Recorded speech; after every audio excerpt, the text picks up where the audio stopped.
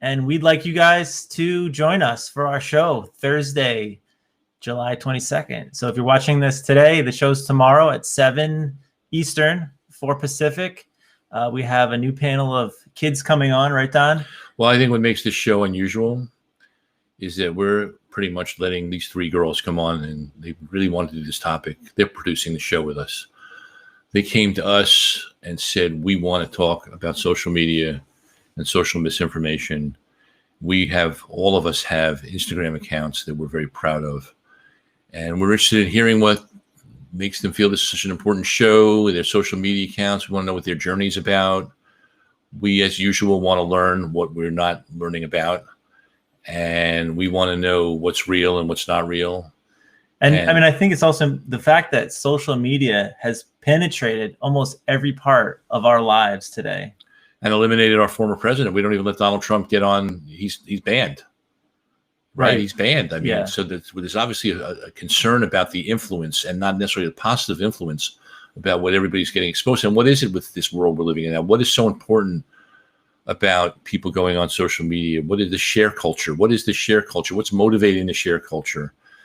What do we want to accomplish? And the other thing is very thin line, Mike, between free speech and hate culture.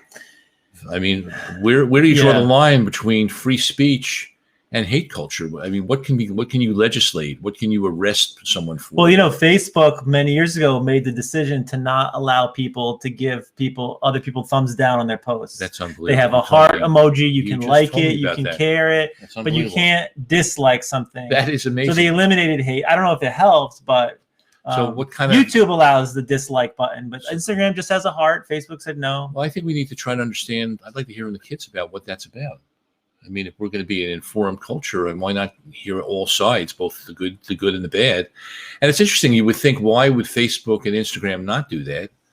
Because it doesn't look bad if you're getting good and bad. It means people are you're controversial. People are interested in what you have to say. So why not do what YouTube is doing?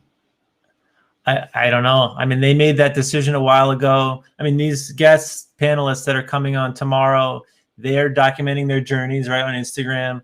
Obviously, well, I don't know. Obviously, I mean, I believe that they're doing this because they want to help other people and share what they're doing. But I think there's also a need for social validation, and I'm not just speaking about this panelist, but for everybody. We all feel a need to get validated, right? And what happens when we're not validated? And think about the harm sometimes the social media is doing to people: the cyberbullying, the sexting. The mean culture, what makes people mean, what makes people feel the need to be mean. And what about the fact that we really were hoping, I think, the people that were behind social media, that this was going to be a really good thing. This was going to make such a difference in the world. Well, it has. The real question, as we want to post tomorrow night, is how good has it been? Has it really been what we all expected it to be? Is it something that we really need and should have, or are we better off without it? I think that's something that hopefully will be answered tomorrow, or at least discussed.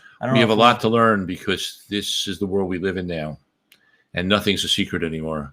And as everything in life, it can be used to really do really great things, and it can be used to be really destructive.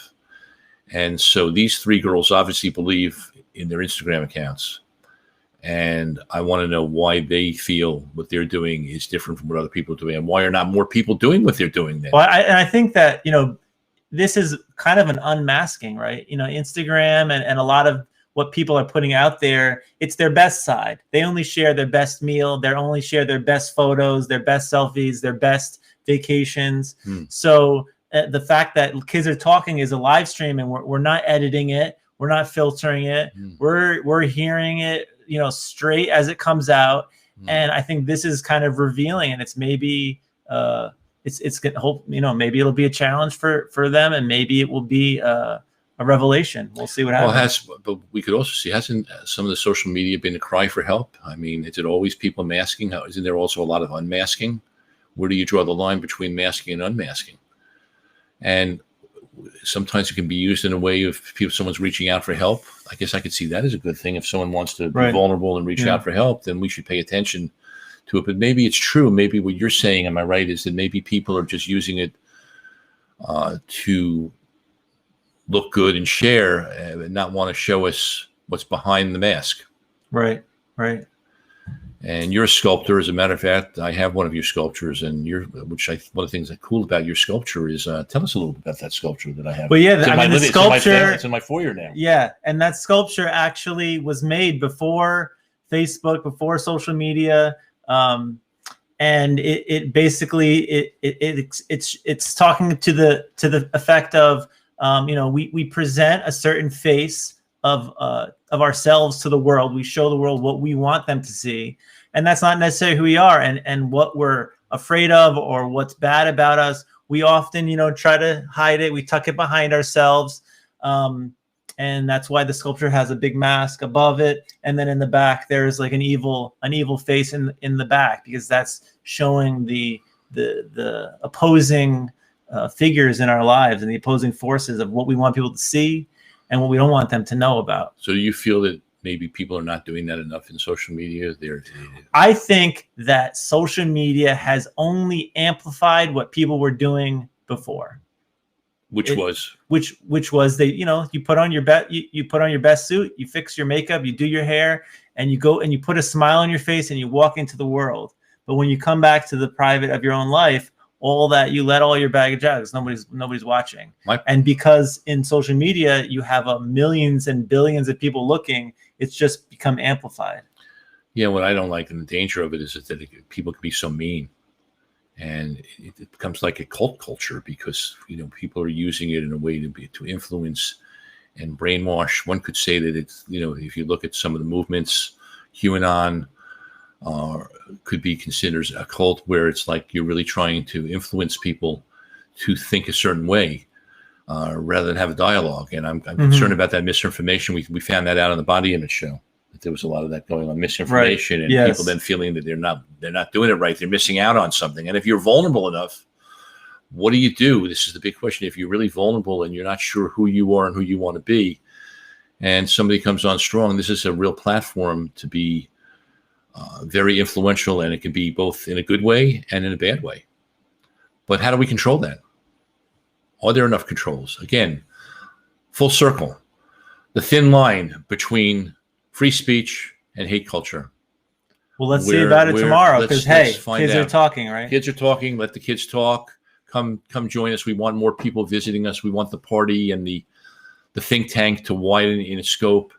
We have a chat room. Please ask the kids questions, because this is a chance for you people who never get a chance to dialogue with kids about things that you don't understand, particularly parents. Come in and ask questions, challenge. Yeah, the chat room's open on Facebook. Chat room's open on YouTube and on Twitch. Wherever you're seeing this promo, you can follow us there. You can tune in tomorrow, 7 Eastern, 4 Pacific. Join the conversation. And hey, if you really have something important to say, we may even bring you on the show. So you have a chance to pop into our virtual studio. So we welcome you to watch us and participate, and hopefully we'll see you tomorrow. Kids are talking. Chat room is chatting. Welcome to all of you, adults, kids. Come and chat with us. Everyone's welcome. We'll see you tomorrow. We'll see you tomorrow. I'm looking forward to another show with you, Mike. Okay. Until then.